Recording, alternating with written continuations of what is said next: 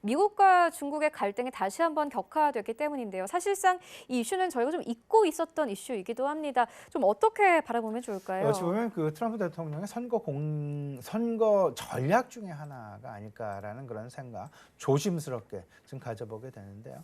순간적으로 지난주 트럼프 대통령이 말실수를 여러 차례 좀 시작하면서 이에 따른 사람이 죽는 사망까지 이르게 되는 그런 상황도 나타났었고요.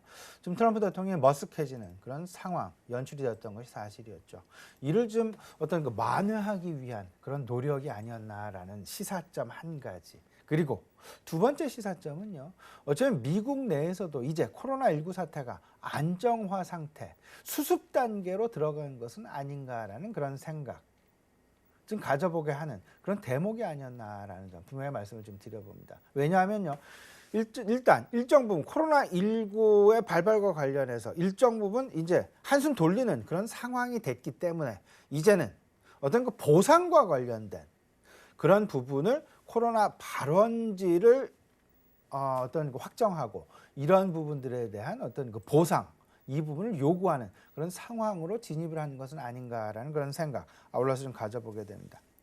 이렇죠. 그 코로나19 진행 양상과 같은 어떤 그 진입에 대한 평가로 해석이 가능할 것 같은데 뭐 실질적으로 코로나19 확산되어지는 그런 상황에서는 그런 부분에 보상이나 뭐 이런 부분에 눈 돌릴 그런 여지도 없죠.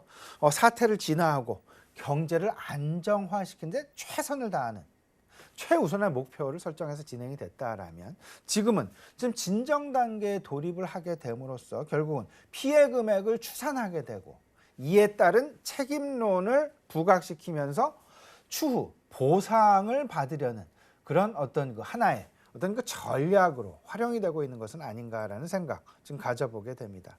이런 부분 결국은 투자 심리의 핵심 이동, 경제가 재가동되는 그런 모습을 확고히 어떤 그 해주는 그런 힌트로 제공이 된다라고 봐야 될 것 같고 이런 부분들은 결국은 중국 책임론으로 이어지게 되면서 이 부분 추후에 혹여나 모를 미국과 중국 간의 갈등이 재부각되는 그런 어떤 그 핵심 요소로 작용될 가능성도 우리가 전혀 배제할 수 없다라는 점.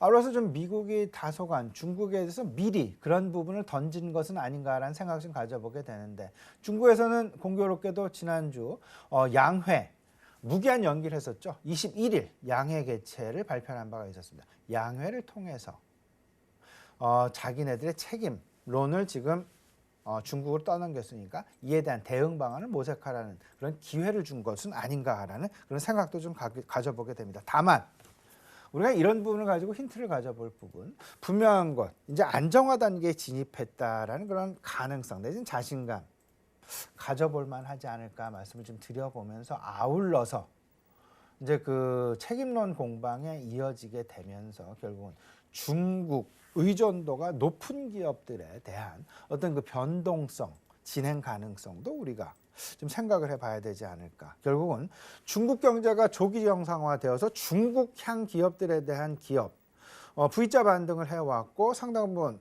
빠른 어떤 그 주가의 회복이 나타난 것이 사실인데 시장 내 다시금 변동성 국면을 맞이할 가능성이 높겠다라는 점 아울러서 좀 생각을 해보시면서 전체적으로 미국의 추가 관세 집행 여부 계속 눈여겨보시면서 중국 관련주들에 대한 변동성 출현 가능성 조심스럽게 마음속에 좀 새겨두셔야 될 것 같습니다.